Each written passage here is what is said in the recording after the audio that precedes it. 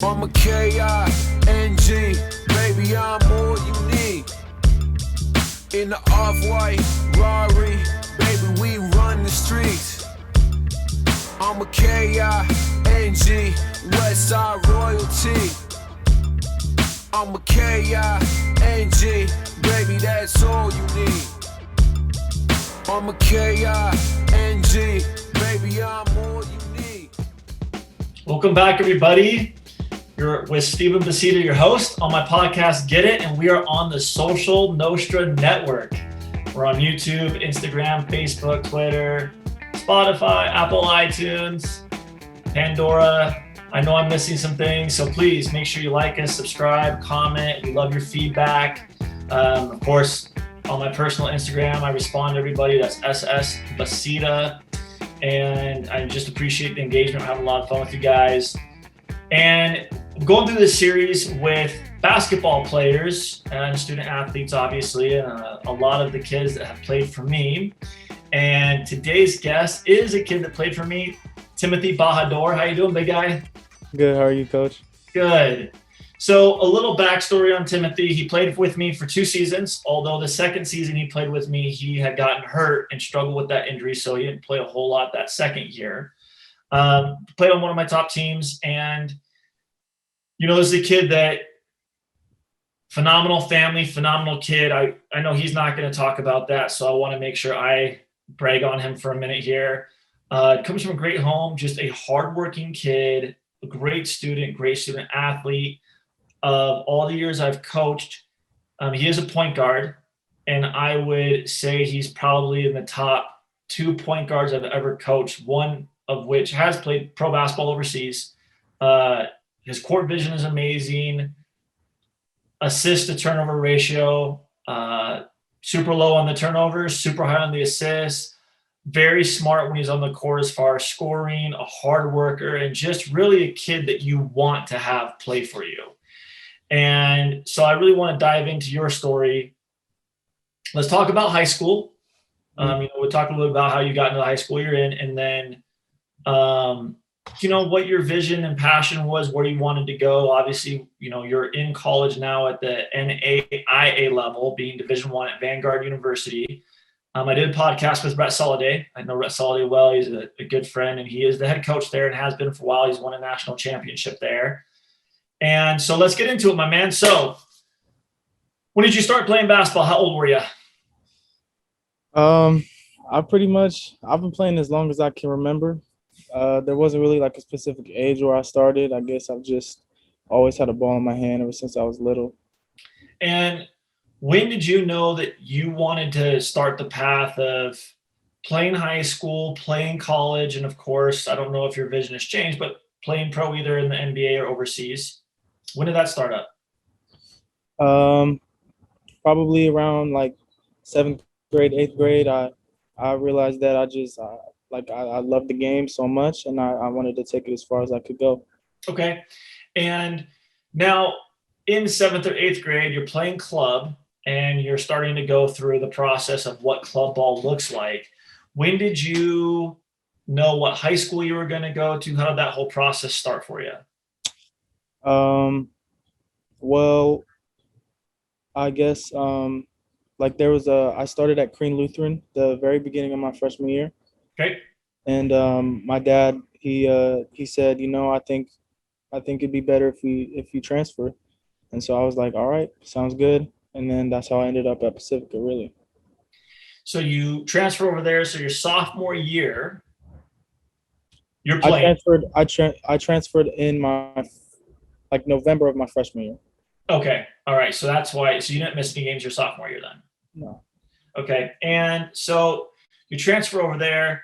Jeff Burkhoff is a personal friend. I love him. I just spoke to him yesterday, but I told him, and I speak very highly of him. I think he's one of the best coaches in high school basketball there is. Phenomenal guy, cares about his kids, cares about his athletes. He puts in so much freaking work for them to help them be successful and to truly get to that next level. And of course, he did that for you. And I remember talking to him lots about that as we were coordinating efforts between schools and colleges. And who was going to see you and who you were talking to and stuff. So you're there playing, and just take us through those 3 years. Well, actually, I played all 4, even my freshman year. You played varsity? Yes. Okay. Walk us through all 4 years. I'm sorry? Walk us through those 4 years. Well, my freshman year, like we were playing we weren't playing the strongest teams, but we were still like a solid team overall. We started 4 freshmen, and we made it all the way to the CIF finals. We lost though, and then we continued to play into our state tournament, but we lost. And overall, that year was a great experience. Played with some great players, and then going into my sophomore year, we got 2 transfers, Solomon and Judah. Unfortunately, they weren't able to play because of CIF. And then going that year was a little rough just because we played a lot of great teams, and it was just a rough year for us.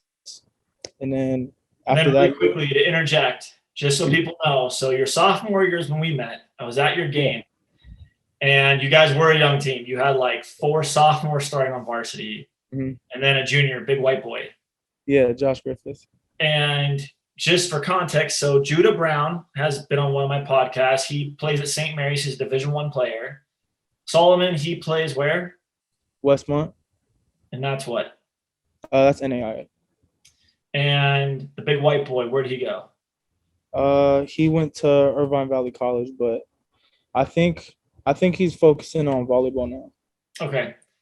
So you got a great resume of players that you're playing with, very high level guys. And just for context, because this is really important, how tall are you? I'm 5'10". Okay. So for all those people that think that short people aren't going to make it to the next level, you can. You just have to be better than everybody else. That's your height, and maybe a couple inches taller, which Timmy definitely is. So you guys have your sophomore season. Like you said, it was a rough season. Yeah. And really, there were only 5 of you that really played. There was one kid that came off the bench, but it was more to give guys breaks when they needed it because, he's a good kid, but I don't think he was very effective. And, going back to what you said, your 2 true starters that had transferred over couldn't play yet, Judah and Solomon. Yeah, that's right. So now you get to your junior year. So let's go ahead and talk about that. Yeah, in my junior year, they're finally CIF cleared him to play, and we also get another transfer in, Houston Millette. Big help to our program. And this was after Dominic Harris transferred out, who's also huge to our program. And Dominic Harris was just with the Gonzaga team that went 28-0 or 29-0. One of those 2 numbers, but they lost in the March Madness championship game to Baylor. Just so people know. And Houston Mallett, he's going to Penn State. He'll be a Division I player, phenomenal point guard and shooting guard. He's actually going to Pepperdine. Sorry, Pepperdine. That's my fault. Apologize. Too many kids, man. Too many kids, too many players, too many people moving around. So he's going to be a Division I player, very talented young man. I've got the privilege of seeing him play a couple times as well. Continue. Yeah, Houston transfers in. We have a really good squad this year. We're winning games. We're traveling. We end up making it to our CIF championship again, and we lose again, tragically. I'm sorry? Who'd you lose to? Fairmont Prep. Yeah.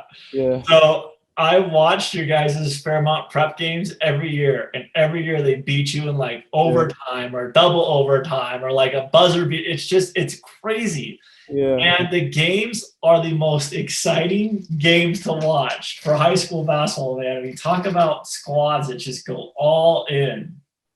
Yeah. Continue. Yeah. We lose to them a couple times. And again, we go to state, but end up losing to Fairmont Prep. They knock us out. And then that's the end of my junior year. And then my senior year, again, we have a solid team. Everybody's back except Solomon, who graduated. And this year we end up losing let me think. First or second round of CIF, and we get knocked out, and then that's the Who end did of you my guys lose to? Bonita, I think. Okay.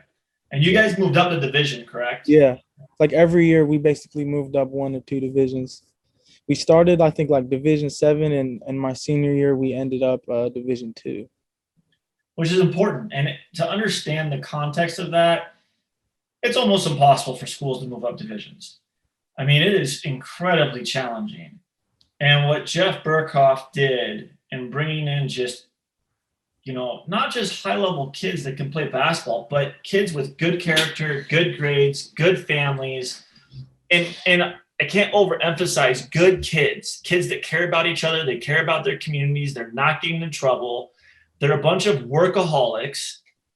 They just invest so much of their time into being good and really, really good basketball players and committed to what the dream was for that program. And a group of guys, I mean, when they first started off, I think you guys didn't even have a JV team the first year. Second year, you kind of had a JV team, but they weren't very good. And, Pacifica Christian has really struggled with, that until the last couple of years. Now they have a really solid JV team. I'm assuming at some point they'll eventually have a fresh soft team here, but if they don't now. But just a group of kids that all work so hard. And I mean, even that senior year, you had Judah, who went to St. Mary's. You went to Vanguard. Josh Sims went to OCC, which is a junior college, and that was a combination of grades and some other stuff. Who else did you guys have in that lineup? Charles Irving. He's helped us my senior year. That's right, and he's over at IVC he's at Saddleback. Saddleback, sorry, but he'll play Division II, Division I basketball. He's a freaking beast. Yeah, he's a great player.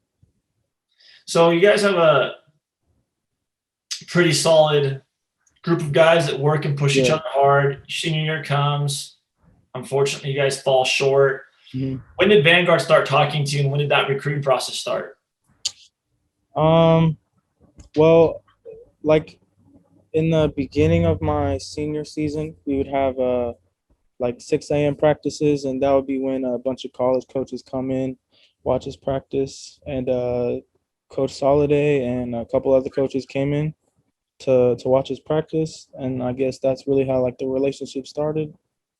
And so we weren't really communicating throughout the season, but towards the end of it, he contacted me a little bit, and then in April is when he offered me. Okay. And just so people understand, how many hours a day were you putting in for basketball in high school, your junior, your senior year?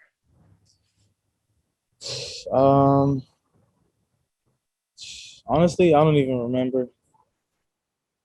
Guesstimate it.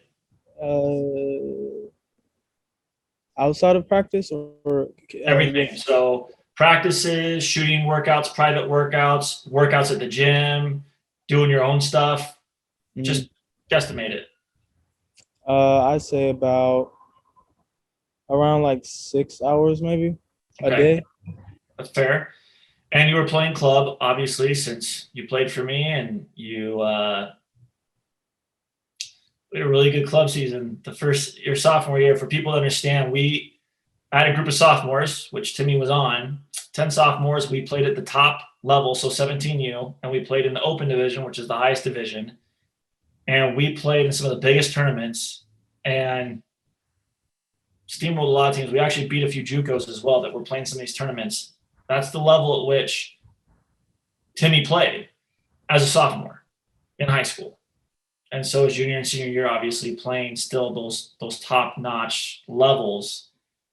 So you go to Vanguard. So now, what was that transition like going from high school and high school basketball?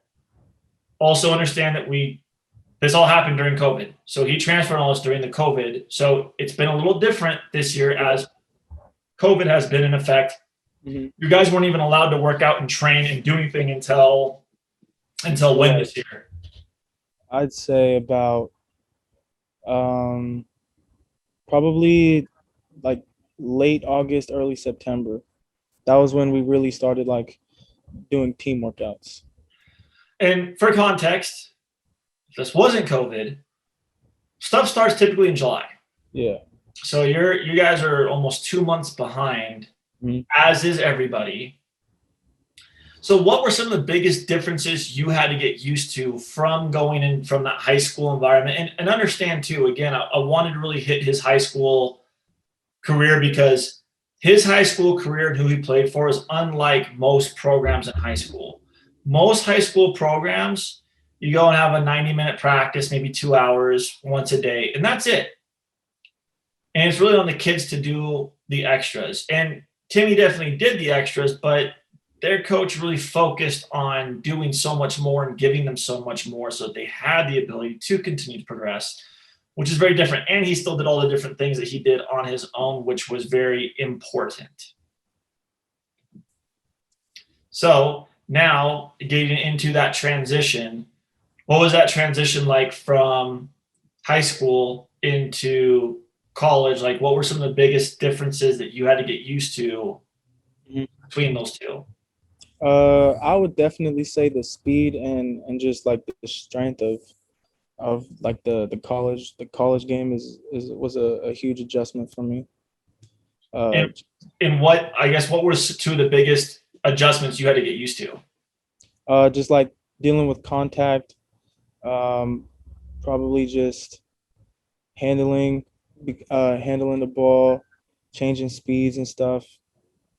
I'd say just getting used to having to like um, just deal with the different pressures. And what has the change in life been from, as COVID kind of gets behind a little bit, you guys got to play somewhat of a season. What would you say the big differences were from just a workout standpoint and training standpoint and like preparation standpoint? Like, give me a couple of those things that you had to get adjusted to. Well, everything's in my opinion, like the workouts are a lot harder just because it's college and Right. like we have to prepare and just eating right, getting enough sleep, and just basically like keeping a routine, a schedule. And how many hours do you put in a day now as opposed to when you were in high school? Um, well, let's see. With Like on practice, an average, like what would you say an average day looks like? And recovery can be in there, like all those different things, film study, yeah. all that stuff. Let's see. Like during in season or off season? And see both, just because I know off season's down quite a bit, but let's say preseason and in season. In season. Let's see. With film, with practice. I'd say about like I'd still say about like 6, maybe a little bit more. And that's without you doing anything on your own. Right. So a little bit more of a full-time job there. Yeah. I think that people don't understand how hard it is for student athletes because you're doing so much. Plus, you still have to get good grades. Mm-hmm. People don't understand that if you're not getting grades, you're not playing. I really like the show Last Chance U. I just watched the last season here, which was the basketball team in East LA. I thought it was pretty good to highlight, obviously an aspect of what it looks like. Obviously this is JUCO and it is slightly different, but those guys are trying to get out and continue on with their careers. And, there is so much stuff that is different. And of course, the biggest thing being academics. If you don't have good grades, you can't play. Mm-hmm. And you're having to balance all that with a travel schedule. And I don't know, how much traveling did you guys have to do this year? I'd say we didn't really do that much just because of COVID, but Right. like we traveled to Idaho for our national tournament, Okay. and that was the furthest we've traveled.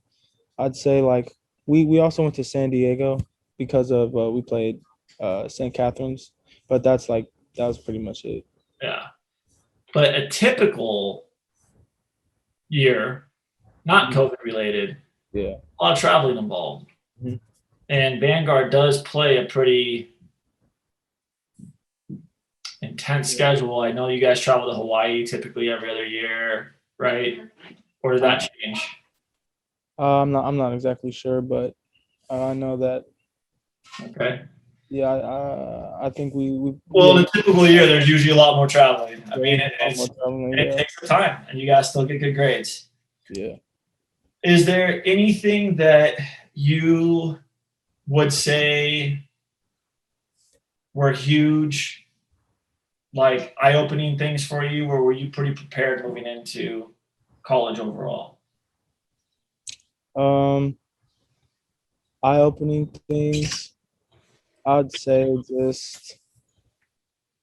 just making sure that like that you take care of your body really. That's a huge part of success, Yeah, and just making sure that you're ready to play. yeah, and it's something that people don't talk about much. Mm. Well, listen, man, I appreciate you and being on here and just talking about your experiences a bit and giving people an idea of really what that next level is like. Yeah. And is there any advice you want to give anybody before we wrap up for the day? Just work hard, trust God, and just stay focused. Well, thank you, my man. I appreciate you. Again, you're with Stephen Basita on my podcast, Get It. We're on the Social Nostra Network, and Timmy Bahadoor was my guest. Thank you so much. So. Take care and have a wonderful week.